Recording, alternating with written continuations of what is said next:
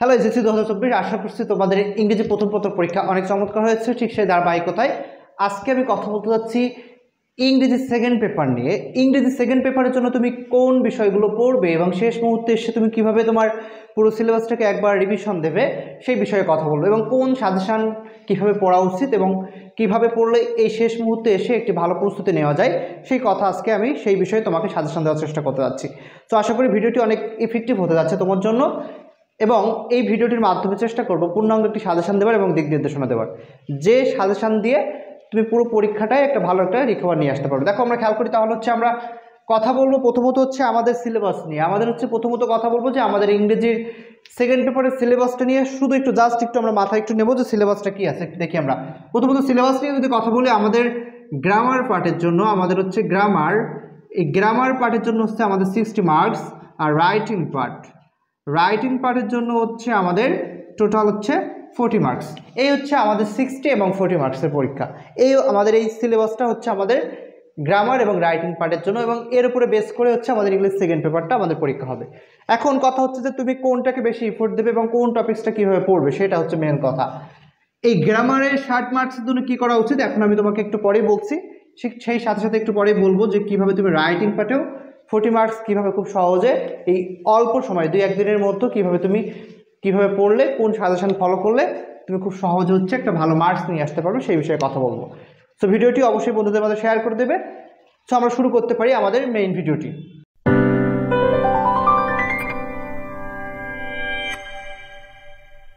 তাহলে প্রথমত খেয়াল করো যে হচ্ছে আমরা কথা বলছি হচ্ছে গ্রামার পার্ট নিয়ে। গ্রামার পার্টে এখানে আমাদেরকে কোন বিষয়ের উপরে বেশি হচ্ছে ইফোর্ট দিতে হবে সেই বিষয়গুলো নিয়ে কথা বলবো। দেখো এখানে আমরা দেখছি 9টা টপিকস আছে: preposition, word and phrase, completing sentence, write from a verb, narration, modifier, sentence connector, synonym and antonym, আর পাংচুয়েশন। এই 9টা টপিক্সের উপর বেস করে হচ্ছে আমাদের থাকবে হচ্ছে পরীক্ষায় 60 মার্কস। এই 60 মার্কস হচ্ছে আমাদের টোটাল এই 9টা টপিক্সের উপরে। এখন আমি মার্কস ডিস্ট্রিবিউশন নিয়ে কথা বলবো না, আমি কথা বলবো যে তুমি কোন টপিক্সটা কীভাবে পড়বে। দেখো প্রথমত প্রিপোজিশন নিয়ে আমরা কথা বলি। প্রথম টপিক্স হচ্ছে আমরা কথা বলবো প্রিপোজিশন নিয়ে। এটা তুমি কিভাবে পড়বে? তুমি যদি তোমার প্রশ্ন ব্যাংক অথবা তোমার যদি বইটা ভালো করে খেয়াল করো, দেখবে বিগত সালে যদি তুমি বোর্ড কোশ্চেন, কি বললাম, বিগত সালের হচ্ছে আমাদের বোর্ড কোশ্চেন, তুমি যদি বোর্ড কোশ্চেনগুলো একটু খেয়াল করো তুমি ওখানে দেখতে পাবে যে ওখানে বেশ হচ্ছে কিছু অ্যাপ্রোপ্রিয়েট প্রিপোজিশন আছে, যে প্রিপোজিশনগুলো বারবার এসেছে। তুমি কি কাজ করবা? তোমার কাজ হচ্ছে সেই প্রিপোজিশনগুলোকে বারবার পড়ে ফেলা। অর্থাৎ তাহলে তুমি হচ্ছে তোমাকে সাজেশন দিচ্ছে এটাই যে হচ্ছে তুমি প্রিপোজিশনের জন্য কি করবে, বোর্ড কোশ্চেনগুলো অ্যানালাইসিস করবে শেষ মুহূর্তে। যেমন তুমি 3-4টা বোর্ড অথবা 2-3 সালের বোর্ড হচ্ছে তুমি যদি ভালোভাবে অ্যানালাইসিস করো, আশা করা যায় তুমি ওখান থেকে অনেকটাই কমন পাবে, অনেকগুলো কমন পেয়ে যেতে পারো। ঠিক আছে, তাহলে প্রিপোজিশনের জন্য তুমি যে কাজ করবে অ্যাপ্রোপ্রিয়েট প্রিপোজিশনটা তুমি হচ্ছে সুন্দরভাবে হচ্ছে পড়ার চেষ্টা করবে। যেখানে ওগুলো আছে সেগুলো তুমি দেখবে, ওখানে তুমি সলিউশন অথবা তোমার বইয়ে বের করে তুমি দেখবে সলিউশন নিয়ে দেখবে যখন কোনগুলো অ্যাপ্রোপ্রিয়েট প্রিপোজিশন তুমি দেখলেই সেগুলো চিনতে পারবে। এবার আসি ওয়ার্ড অ্যান্ড ফ্রেজ নিয়ে কথা বলি। এখানে ওয়ার্ড অ্যান্ড ফ্রেজ দেখো এখানে হচ্ছে এই টপিক্সটা হচ্ছে অনেকটাই হচ্ছে তোমাকে নিজেকে আইডেন্টিফাই করতে হবে যে হচ্ছে কোন ওয়ার্ড অ্যান্ড ফ্রেজটি বসালে তোমার এই পুরো সেন্টেন্সটা একটা অর্থ দিবে, তাই না? এখন তুমি যদি ভালো যদি ইংরেজি পড়তে পারো, ভালো যদি ইংরেজি বুঝতে পারো, তাহলে এই টপিক্সটা কিন্তু তোমার কাছে ইজি। এজন্য তোমাকে আমি বলবো পুরোটা হচ্ছে বোর্ড কোশ্চেনগুলো সলভ করো। কারণ তুমি দেখবে ওখানে যে ওয়ার্ড অ্যান্ড ফ্রেজগুলো বক্সে দেওয়া থাকবে সেগুলো প্রায় ম্যাক্সিমাম বোর্ডের সবগুলোই এক। দেখবে প্রায় হচ্ছে 4-5টা করে একই ওয়ার্ড অ্যান্ড ফ্রেজ ইউজ করছে। তাহলে তুমি কি কাজ করবে, যে ওয়ার্ড অ্যান্ড ফ্রেজগুলো বারবার ইউজ করছে সেইগুলোর অর্থ তুমি জেনে যাবে, এবং তুমি দেখবে ওই ওয়ার্ড অ্যান্ড ফ্রেজগুলো কোথায় কোন অর্থে ব্যবহৃত হয়। তাহলে কি হলো, তোমার যখন তুমি এটা জেনে যাচ্ছ তখন কিন্তু তুমি বুঝতে পারছো যে এই ওয়ার্ড অ্যান্ড ফ্রেজটা তো আমি পড়েছিলাম, তাহলে এখানে এই ওয়ার্ড অ্যান্ড ফ্রেজটা বসালে এই অর্থের সাথে পরিপূর্ণ একটা অর্থ পাওয়া যাবে। ওকে, কমপ্লিটিং সেন্টেন্সে ভালো করতে হলে তোমাকে যে কাজটা করা উচিত সেটা হচ্ছে তোমাকে হচ্ছে কন্ডিশনাল সেন্টেন্স পড়তে হবে। কন্ডিশনাল সেন্টেন্সের যে রুলস আছে ইফ দিয়ে আমরা যেটা জানি, first conditional, second conditional, third conditional, এইটা খুব ভালোভাবে দেখতে হবে। অর্থাৎ কি, কমপ্লিটিং সেন্টেন্সে ভালো করতে হলে তোমাকে কন্ডিশনাল সেন্টেন্সটা খুব ভালোভাবে পড়া উচিত। কন্ডিশনাল সেন্টেন্স যদি তুমি ভালো করে পড়ো তাহলে এই কমপ্লিটিং সেন্টেন্সটাও তুমি খুব ভালো করে পড়বে। এর সাথে 2-1টা টপিকস আছে, যেমন হচ্ছে নো সুনার হ্যাড দিয়ে, নো সুনার হ্যাড, তারপরে had rather, no sooner had দিয়ে, তারপর হচ্ছে স্কার্সলি দিয়ে, এই যে কিছু টপিকস আছে, এই যে কিছু কমন যে বিষয়গুলো আছে আমরা যেগুলো ট্রান্সফরমেশনে ইউজ করে থাকি, ট্রান্সফরমেশন অফ সেন্টেন্সে, এরকম কিছু টপিকস তুমি খুঁজে খুঁজে একটু দেখলে, কোশ্চেনের প্যাটার্ন দেখলে সেখান থেকে তুমি বোর্ড কোশ্চেন, অর্থাৎ কি সব মিলিয়ে বলতে গেলে যে হচ্ছে বোর্ড কোশ্চেন পড়ে যেতে হবে আমাকে গ্রামারের জন্য। লাস্ট মুহূর্তে এসে আমাকে কী করতে হবে, প্রতিটা টপিক্সের জন্য বোর্ড কোশ্চেন পড়তে হবে।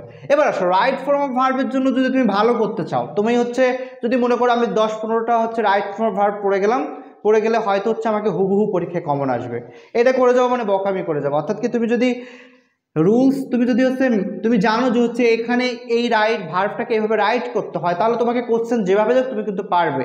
এখন এইখানে ভালো করার জন্য শর্টকাটে একটা টেকনিক হচ্ছে কি, তোমাকে হচ্ছে টেন্স আর হচ্ছে subject verb agreement, subject verb agreement আর হচ্ছে কি টেন্স, এই দুইটা টপিকস, টেন্স এবং হচ্ছে সাবজেক্ট ভার্ব এগ্রিমেন্ট। টেন্সের মধ্যে একটু ডেফিনেশন করে দিই। টেন্সের মধ্যে তুমি দেখবে যে কিছু টেন্স মার্কার আছে, যেগুলো যে ওয়ার্ডগুলো ওই বাক্যের মধ্যে থাকলে তাকে আমরা নিঃসন্দেহে প্রেজেন্ট টেন্স বলি, অথবা তাকে পাস্ট টেন্স বলি যে ওয়ার্ডগুলো থাকলে। তাহলে তুমি কি কাজ করবে, রাইট ফর্ম অফ ভার্ব পড়ার জন্য তুমি দেখবা যে তোমার টেন্স তুমি যখন একটু দেখবা, যখন কোশ্চেন যখন সলভ করবা, যখন তুমি বোর্ড কোশ্চেন পড়বা, তখন তুমি দেখবা যে এখানে কোন টেন্সটা ব্যবহার করছে, তুমি একটু যদি 2-1টা বোর্ড যদি অ্যানালাইসিস করতে পারো লাস্ট মুহূর্তে এসে, তাহলে আশা করা তোমার ভয়টা থাকবে না। অর্থাৎ কি পরীক্ষায় কিন্তু আমরা অনেকেই সাজেশন বাদলেও আমরা কিন্তু পরীক্ষা ভালো দিতে পারি। তার প্রধান কারণ কি, যে হচ্ছে আমাদের একটা ভীতি কাজ করে, ঠিক আছে, যে হচ্ছে আমি এই টপিক্সটা তো তুমি মুখস্থ করে গেছো, যে কারণে তোমার পরীক্ষা খারাপ হওয়ার সম্ভাবনা অনেক বেশি থাকে।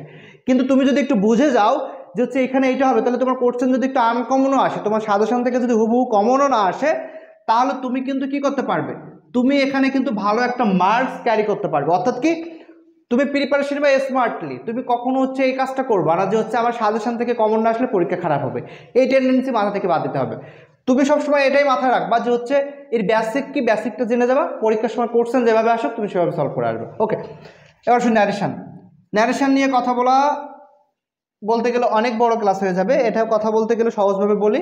ন্যারেশনের বেশ কিছু হচ্ছে টপিকস আছে, যেমন হচ্ছে ন্যারেশনের চেঞ্জিংয়ের যে নিয়মটা দেখে যাবে যে হচ্ছে একটা চেঞ্জিং করতে গেলে বেশ কিছু হচ্ছে একদম সিম্পল কিছু রুলস আছে, সেই সিম্পল রুলসগুলো দেখে যাবে যে নাও থাকলে দেন হয়, তারপরে অ্যাসার্টিভ সেন্টেন্স থাকলে কমার পরিবর্তে কি বসাতে হয়, ইন্ট্রোগেটিভ সেন্টেন্স থাকলে কি বসাতে হয়, তারপরে ইম্পারেটিভ সেন্টেন্স থাকলে কি বসাতে হয়, এইগুলো জাস্ট একটু দেখে যাবে। এবং তুমি হচ্ছে এখানে কি করবা, এখানে হচ্ছে তুমি আগে বুঝবা যে হচ্ছে কয়টা সাবজেক্ট আছে, কে কাকে কি বলছে, এই বিষয়টা একটু জাস্ট ন্যারেশনে বুঝতে পারলে তুমি যদি সাবজেক্ট অবজেক্ট আইডেন্টিফাই করতে পারো, তারপরে তুমি যদি চেঞ্জিং করতে পারো যে হচ্ছে নাও থাকলে দেন হবে, তারপর প্রেজেন্ট টেন্স থাকলে পাস্ট টেন্স হবে, এইটা যদি তুমি পারো তাহলে ন্যারেশনও কিন্তু তোমার কাছে পানির মতো একবারে। ওকে, এবার সে মডিফায়ার নিয়েও কথা বলি। মডিফায়ার নিয়ে তুমি লাস্ট মুহূর্তে হচ্ছে বোর্ড কোশ্চেন সলভ করে যাও। বোর্ড কোশ্চেন বলতে তুমি যে বোর্ডে পরীক্ষা দিবা সেই বোর্ড বাদে অন্য যে বোর্ডগুলো আছে বিগত সালে, সেই বোর্ডগুলো একটু ভালো করে একটু অ্যানালাইসিস করে যাও, দেখবা তুমি হচ্ছে বুঝতে পারবে যে হচ্ছে কোশ্চেনের প্যাটার্নটা এমন হয়। তুমি শেষ মুহূর্তে, আমি যদিও জানি যে তুমি কোশ্চেনের প্যাটার্ন জানো, কিন্তু আমি তোমাকে কোশ্চেনের প্যাটার্ন জানার জন্য বোর্ড কোশ্চেন পড়তে বলছি না, আমি তোমাকে বোর্ড কোশ্চেন পড়তে বলছি কারণ ওই বোর্ড কোশ্চেনগুলো পড়লে ঠিক ওই রিলেটেড কোশ্চেন তুমি পাবে। অর্থাৎ তোমার সাজেশনের উপর বেস করে থাকার কোনো কারণ নেই যে সাজেশন থেকে হুবহু নাম সহ দিয়ে যে একদম কমন আসবে এমনটাই ভাবা কখনো যাবে না। তোমাকে চিন্তা করতে হবে যে হচ্ছে মডিফায়ারের জন্য কোনটা কিভাবে করতে হয়, কে কাকে মডিফাই করছে, এটা জাস্ট একটু বুঝে যাও। সেন্টেন্স কানেক্টর দেখবা, সেন্টেন্স কানেক্টরের ক্ষেত্রে একটা কথা বলি, এই যে কানেক্টর শব্দটা, কানেক্টর কিন্তু বহুত আছে, কিন্তু সবগুলো কানেক্টর কিন্তু আমাদের এইচএসসি লেভেলের স্টুডেন্টের জন্য না। তাহলে কোন কানেক্টরগুলো তোমাদের জন্য, তুমি যদি বোর্ড কোশ্চেনে দেখবা যে হচ্ছে একই কানেক্টর, যেমন সো, অ্যান্ড, বাট, এগুলোকে কানেক্টর বলে, কারণ কানেক্টরকে আবার কনজাংশনকে এক প্রকার কানেক্টর বলা যায়, ঠিক আছে, সেই সত্ত্বে বললাম। দেখবা এই ধরনের ওয়ার্ড বারবার ইউজ করছে, তারপর ফার্স্টলি, সেকেন্ডলি, থার্ডলি, এই যে ওয়ার্ডগুলো, তারপর হচ্ছে অবভিয়াসলি, এই যে কানেক্টরগুলো দেখবা বারবার ইউজ করছে, তাহলে তুমি দেখবা অবভিয়াসলি শব্দের অর্থ কী, অ্যাকচুয়ালি শব্দের অর্থ কী, ফার্স্টলি শব্দের অর্থ কী, এইগুলো তুমি যদি মাথায় দিয়ে একবার নিয়ে যেতে পারো, তাহলে অবশ্যই তুমি সেন্টেন্স কানেক্টরে এখানে খুব ভালো একটা মার্কস ক্যারি করতে পারবে।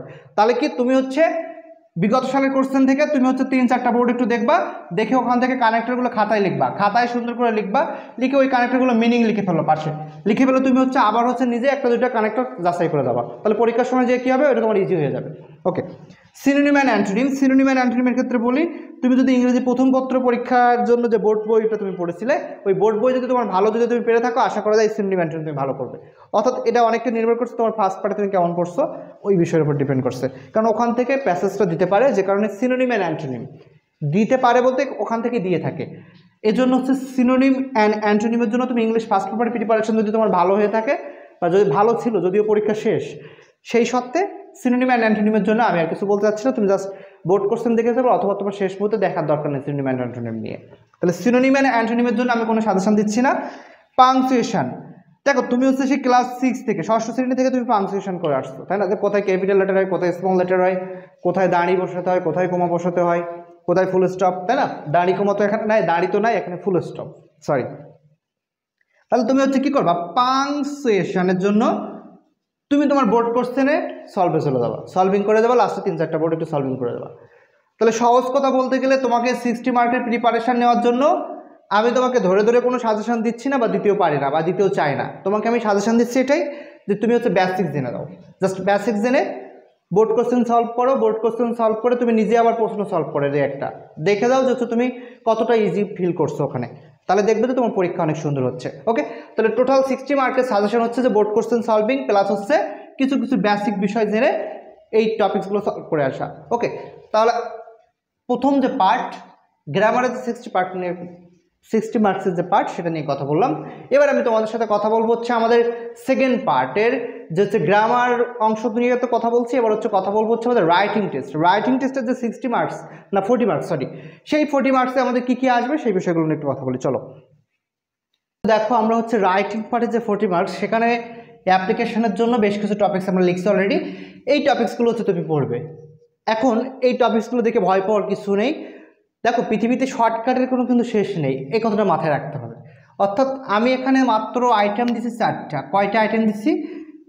1 2 3 4, এই 4টা হচ্ছে আমাদের আইটেম। এই 4টা অ্যাপ্লিকেশন তুমি পড়তে পারো, তাহলে তুমি এতগুলো অ্যাপ্লিকেশন সব পাচ্ছো। এখানে যেমন লিখছি 1 2 3 4 এরকম 10-12টা অ্যাপ্লিকেশন এখানে আছে, বাট 10-12টা অ্যাপ্লিকেশন কি পড়া পসিবল? নট পসিবল, তাই না? কারণ আমরা তো 2টা-3টা পড়তে পারলেই বেঁচে যাই। ঠিক সেই ব্যবস্থা করার জন্য এখানে বলছে যে 4টা টপিকস। এখন এই 4টা টপিকস তুমি কীভাবে পাবে এবং কোথায় পাবে এবং কীভাবে পড়বে সেটা বলি। দেখো খেয়াল করো, আমরা এখানে বলছি অ্যাপ্লিকেশনের জন্য আমরা দেখছি যে right an application to the headmaster two set up a canteen, set up a common room, set up a science lab, set up A language club, set up A multimedia facilities. এই যে হচ্ছে multimedia facilities room, এই যে টপিকসগুলো, অর্থাৎ কোনো কিছু স্থাপনের জন্য প্রধান শিক্ষক অথবা হচ্ছে প্রিন্সিপাল, সরি এখানে তো প্রিন্সিপাল হবে, তাই না? Right an application to the principal, অর্থাৎ কি এখানে প্রিন্সিপালের নিকট হচ্ছে তোমাকে, প্রিন্সিপাল স্যারের নিকট হচ্ছে তোমাকে হচ্ছে অ্যাপ্লিকেশন লিখতে হবে। তাহলে এখানে যদি অ্যাপ্লিকেশন লিখতে হয় তাহলে তুমি লিখবা, যদি সেটিং আপ দিয়ে আসে তুমি দেখবা, তুমি যদি একটু খোঁজাখুঁজি করো, অথবা তোমার কাছে আসছে অলরেডি, তুমি খুঁজে দেখো, তুমি যদি একটু খোঁজাখুঁজি করো দেখবা তোমার কাছে এগুলো অলরেডি তোমার কাছে রয়েই গেছে, যে হচ্ছে সেটিং আপ দিয়ে শর্টকাটে কীভাবে লেখা যায়, পারমিশন চেয়ে বা অনুমতি চেয়ে কোনো কিছুর এই অ্যাপ্লিকেশনগুলো কীভাবে লেখা যায়, অথবা তুমি যে কোনো ইউটিউবে খোঁজ করলে পেয়ে যাবে। ঠিক আছে, সহজভাবে বলে দিলাম, আমি তোমাকে শর্টকাট দিচ্ছি না, কিন্তু আমি তোমাকে বলে দিচ্ছি তুমি কোথায় পাবে। তাহলে এখন দেখো, set up a canteen, set up a common room, set up a science lab, set up A language club. তারপরে বলছি permission for study tour, permission for stage drama, permission for mother language. অর্থাৎ কি কোনো কিছুর তোমার হচ্ছে college ক্যাম্পাসে কোনো কিছু উদযাপনের জন্য প্রধান শিক্ষকের কাছে অনুমতি চেয়ে, প্রিন্সিপালের কাছে অনুমতি চেয়ে তুমি কোন ধরনের অ্যাপ্লিকেশনগুলো লিখতে পারো সেইগুলো হচ্ছে এটা করতে হবে। তাহলে হচ্ছে পারমিশন চেয়ে, অনুমতি চেয়ে, আরেকটা বলছে কোনো কিছু স্থাপনা প্রসঙ্গে। ওকে, এবার আসো asking for, right an application to the principal asking for a seat in school, college hostel, leave of absence, TC ওয়াকে, ট্রান্সফার সার্টিফিকেট, ডিলে ফাইন। এটা হচ্ছে তোমার পার্সোনাল অ্যাপ্লিকেশন। ঠিক আছে, এটা হচ্ছে কি পার্সোনাল, অর্থাৎ কি তোমার কোনো পার্সোনাল ম্যাটার নিয়ে তুমি তোমার প্রিন্সিপাল স্যারের নিকট হচ্ছে যেগুলো তুমি যে অ্যাপ্লিকেশনগুলো লিখে থাকো। তাহলে এখানে আমি 3টা অ্যাপ্লিকেশনের কথা বলছি, একটা হচ্ছে সেটিং আপ, পারমিশন নিয়ে, একটা হচ্ছে আস্কিং নিয়ে। তাহলে এই 3টা অ্যাপ্লিকেশনের 3টা আইটেম যদি তুমি পড়ো তাহলে খুব সহজ হচ্ছে, তুমি কিন্তু যে কোনো অ্যাপ্লিকেশন তুমি লিখতে পারবে। অথবা আমি বলে দিচ্ছি, তুমি যদি না পাও তুমি আমাকে জানাবে কমেন্ট সেকশনে, আমি তোমার এগুলো শর্টকাট টেকনিক কি আছে সেগুলো তোমার ওখানে দেওয়ার চেষ্টা করবো। ওকে, আচ্ছা এবার দেখি complaint letter against anti social activities, drug addiction, eve teasing and load shedding. এই টপিক্সটা তুমি একটু জাস্ট দেখে যাবে। কমপ্লেন্ট লেটার যদি আসে তাহলে এই কমপ্লেন্ট লেটারের জন্য এই 4টা টপিক্স একটু জাস্ট দেখে যাবে, যে ড্রাগ এডিকশন নিয়ে, ইফটিজিং নিয়ে, load shedding and anti social activities. এখন কথা হচ্ছে এটা না, কথা হচ্ছে যে একটা অ্যাপ্লিকেশন লেখার নিয়ম কি তুমি সেটা আগে প্রথমত জানো, যে অ্যাপ্লিকেশনে শুরু কীভাবে করতে হয়, শেষ কীভাবে করতে হয়, অ্যাপ্লিকেশনে কোথা থেকে লেখা শুরু করতে হয়, কোথায় গিয়ে শেষ করতে হয়, অ্যাপ্লিকেশনের বডি কেমন হবে, অর্থাৎ এই যে মেইন যে বেসিক যে ব্যাপারটা এটা তুমি একবার দেখে যাবে এবং যে কোনো একটা অ্যাপ্লিকেশন লিখে প্র্যাকটিস করবে প্রথমত। এটা হচ্ছে মেইন কথা। এবার এই যে অ্যাপ্লিকেশান আসবে পরীক্ষা এমনটা না, অ্যাপ্লিকেশনের পরিবর্তে ইমেইলও আসতে পারে। এখন কোন ইমেইলগুলো তুমি পড়বে? দেখো, ইমেইল পড়ার জন্য শর্টকাট একটা টেকনিক বলি, যে হচ্ছে ইনভাইটেশান। কি বললাম? ইনভাইটেশান। এটা হচ্ছে আমরা কিন্তু ইমেইলে সাজেশন দিচ্ছি। ইনভাইটেশান দেখবা বন্ধুকে হচ্ছে পিকনিকে যাওয়ার আমন্ত্রণ জানিয়ে, তোমাকে বন্ধুকে হচ্ছে বার্থডেতে ইনভাইট করে। তাহলে এই যে ইমেইলের জন্য কিন্তু আমি টাইপ বলে দিচ্ছি। নাম্বার 1 কি বললাম? ইনভাইটেশান, অর্থাৎ কি ইনভাইটিং দিয়ে, বন্ধুকে ইনভাইটিং জানিয়ে হচ্ছে কোন ইমেইলগুলো পড়া উচিত। নাম্বার 2 বললাম যে হচ্ছে তুমি হচ্ছে তোমার বন্ধুকে কংগ্রাচুলেট, অর্থাৎ কি কংগ্রাচুলেশন জানিয়ে, কংগ্রাচুলেট, অর্থাৎ কি বন্ধুকে হচ্ছে কংগ্রাচুলেশন জানাচ্ছে তার ব্রিলিয়ান্ট রেজাল্টের জন্য। নাম্বার 3 হচ্ছে অ্যাডভাইস রিলেটেড, যে হচ্ছে তুমি তোমার বন্ধুকে বা হচ্ছে তোমার ছোটো ভাইকে উপদেশ দিচ্ছ, এই রিলেটেড ইমেইল আসতে পারে। নাম্বার 4 আসতে পারে হচ্ছে এখানে হচ্ছে আমরা ইনভাইটেশন দিলাম, কংগ্রাচুলেশন দিলাম, advice, thanking for gift, thanking, অর্থাৎ কি তোমার বন্ধু তোমার বার্থডেতে ভালো কিছু গিফট করছে এবং তুমি তার জন্য অনেক খুশি হয়েছো, যে কারণে তুমি তাকে ধন্যবাদ জানাতে চাও। এই টপিকসটা। তাহলে invitation, congratulation, advice and thanking, এই 4টা টাইপস। তাহলে অ্যাপ্লিকেশনের জন্য 4টা, ইমেইলের জন্য 4টা। এইভাবে তুমি যদি দেখতে পারো তাহলে আশা করা যায় খুব ভালো হবে। তবে কি সহজভাবে বলি, তোমার মোস্ট ইম্পর্টেন্ট হচ্ছে পারমিশন নিয়ে এই রিলেটেড অ্যাপ্লিকেশন আসতে পারে। কি বললাম? এই রিলেটেড অ্যাপ্লিকেশন আসতে পারে এই 3-4টা টাইপসের মধ্যে থেকে। আর এখানে তোমার আসতে পারে হচ্ছে কংগ্রাচুলেশন, এইটা হচ্ছে স্টার দিলাম। তাহলে তুমি হচ্ছে এগুলো তো পড়বে, পড়ার পাশাপাশি এইগুলো একটু বেশি এফোর্ট দেওয়ার চেষ্টা করো, বেশি গুরুত্বপূর্ণভাবে এটা তুমি পড়ে যাবে। তাহলে আমরা দেখলাম ইনভাইটেশন, কংগ্রাচুলেশন, অ্যাডভাইস আর থ্যাঙ্কিং, এই 4টা টাইপসের উপর বেস করে হচ্ছে আমাকে মেইল আসবে। আমি স্পেসিফিকভাবে কিন্তু বলছি না, কিন্তু আমি তোমাকে বলে দিচ্ছি ইনভাইটেশন, কংগ্রাচুলেশন, অ্যাডভাইস, থ্যাঙ্কিং তুমি বইয়ে ঢুকলেই দেখতে পাবে, অথবা তুমি পড়ে রাখছো অলরেডি, এখন পড়া শেষ। যদি শেষ মুহূর্তে এসে তুমি পড়ছো কি না পড়ছো এই হিসেব করা যাবে না, আমি আশা করছি তুমি পড়ছো সব কিছু। এখন আসো, অ্যাপ্লিকেশন নিয়ে তো কথা বললাম, এখন আমাদের আরও 2টা টপিক্স বাকি আছে। আমরা কি শুধু কি অ্যাপ্লিকেশন রাইটিং পেরে তা কিন্তু না, এখনও 2টা টপিক্স বাকি আছে। সেটা হচ্ছে আমাদের প্যারাগ্রাফ আসবে। আমাদের হচ্ছে প্যারাগ্রাফ আসবে 2 ধরনের, এবং সেই প্যারাগ্রাফের জন্য কি সাজেশন আছে আমরা একটু দেখার চেষ্টা করি। তো চলো আমরা হচ্ছে প্যারাগ্রাফের সাজেশন দেখি। চলো আমরা দেখি এবার হচ্ছে আমাদের প্যারাগ্রাফের জন্য কোনগুলো পড়তে হবে। দেখো, আমাদের প্যারাগ্রাফ আসবে 2টা। কয়টা প্যারাগ্রাফ আসবে? 2টা প্যারাগ্রাফ আসবে। একটা হচ্ছে ডিসক্রিপটিভ অর লিস্টিং প্যারাগ্রাফ, আরেকটা আসবে হচ্ছে কজ অ্যান্ড ইফেক্ট রিলেটেড। এর জন্য থাকবে হচ্ছে 15 মার্ক, এর জন্য থাকবে হচ্ছে 15 মার্ক। টোটাল হচ্ছে আমাদের 30 মার্কসের রাইটিং পার্ট। আর ওখানে হচ্ছে উপরে যে আমরা একটু আগে যে দেখলাম হচ্ছে মেইল ওর অ্যাপ্লিকেশান, ওখান থেকে আসবে 10 মার্ক। এখন হচ্ছে এই জন্য আমরা কোনগুলো পড়বো, দেখে লিস্টিং প্যারাগ্রাফ কোনগুলো আছে। আমি এখানে বলছি the importance of female education, learning English, tree plantation, আর হচ্ছে ইম্পর্টেন্স অফ ফেসবুক, আর importance of importance of mobile phone তো না, ফেসবুকতে আসতে পারে। তাহলে এখানে হচ্ছে ইম্পর্টেন্স নিয়ে, অর্থাৎ কি কোনো কিছুর গুরুত্ব নিয়ে সব থেকে বলা যেতে পারে হচ্ছে importance of tree plantation, most important. তারপর হচ্ছে ইম্পর্টেন্স অফ লার্নিং ইংলিশ, এটাও ইম্পর্টেন্ট। তাহলে এইখান থেকে ইম্পর্টেন্সের পার্ট থেকে আমি বললাম ট্রি প্লান্টেশন অ্যান্ড হচ্ছে লার্নিং ইংলিশ। এরপর হচ্ছে uses and abuses of internet, অর্থাৎ কি ইন্টারনেটের সুফল এবং কুফল নিয়ে। তারপর হচ্ছে মোবাইল ফোন ইউজার নিয়ে, মোবাইল ফোন নিয়ে আসতে পারে। আর হচ্ছে ফেসবুক নিয়েও হচ্ছে আমাদের ইউজ অ্যান্ড অ্যাবিউজ আসতে পারে, ঠিক আছে। তারপর হচ্ছে our victory day, international mother language day, আর হচ্ছে মাই হবি। এটা হচ্ছে আমাদের ডিসক্রিপটিং অর লিস্টিং প্যারাগ্রাফ। এর সাথে একটা প্যারাগ্রাফ দিব রিসেন্ট কোনো ইস্যু নিয়ে, যদি কোনো কোশ্চেন আসে।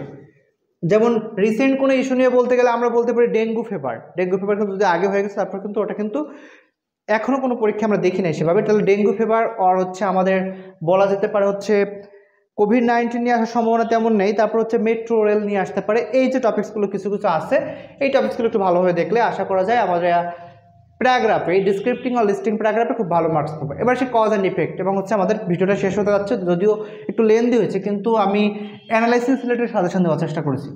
দেখি আমরা সিটি লাইফ অ্যান্ড হচ্ছে ভিলেজ লাইফ, এখানে হচ্ছে কজ অ্যান্ড ইফেক্ট, অর্থাৎ কি এর কারণ কি, সিটি লাইফ এবং ভিলেজ লাইফ থেকে তোমাকে একটা পক্ষ নিতে হবে যে কোনটা ভালো কোনটা খারাপ, এর পক্ষে বিপক্ষে কথা বলতে হবে। Deforestation, climate change, road accident, dowry system, early marriage, corruption in Bangladesh, সেখানে বিডি লিখছি, বিডি অর্থ Bangladesh, environment pollution, drug addiction, এই যে টপিকসগুলো দিলাম কজ অ্যান্ড ইফেক্টের জন্য, city life and village life একটা স্ক্রিনশট নিয়ে নিতে পারো তোমরা। Deforestation, climate change, road accident, dowry system, early marriage, corruption in BD, environment pollution and drug addiction. তাহলে এই টপিকসগুলো তুমি কি করবে, সুন্দরভাবে হচ্ছে একবার দেখে যাও, পরীক্ষার আগে হচ্ছে একবার একটু দেখে যাও, এবং শর্টকাট টেকনিক খুঁজে লাভ নেই। তবে আমরা হচ্ছে আমার চ্যানেলে খুঁজলে তুমি পেয়ে যাবে, আজকে হচ্ছে আমরা ভিডিওটি আপলোড করছি কজ অ্যান্ড ইফেক্ট নিয়ে, অর্থাৎ কি এই যে প্যারাগ্রাফ, এই প্যারাগ্রাফটা কীভাবে শর্টকাটে লেখা যায় তা নিয়ে একটি ভিডিও আমরা দিয়েছি, সেই ভিডিওটি অবশ্যই তুমি দেখবে। আশা করা যায় ওই ভিডিওটা দেখলে আপাতত তোমার এই 15 মার্কসের জন্য আপাতত চিন্তা করা লাগতেছে না, ঠিক আছে? তাহলে এবং এর জন্য আমরা শর্টকাট টেকনিক দিইনি, আমরা কিন্তু এর জন্য একটা শর্টকাট টেকনিক দিয়েছি, তোমরা এই শর্টকাট টেকনিকটা দেখলে আশা করা যায় ওখান থেকে তুমি একটা ভালো মার্কস নিতে পারবে। সো সব কিছু মিলে আশা করছি তোমার পরীক্ষা অনেক সুন্দর হবে, সে আশা রেখে best of luck. Thank you very much for watching this lesson. Stay safe.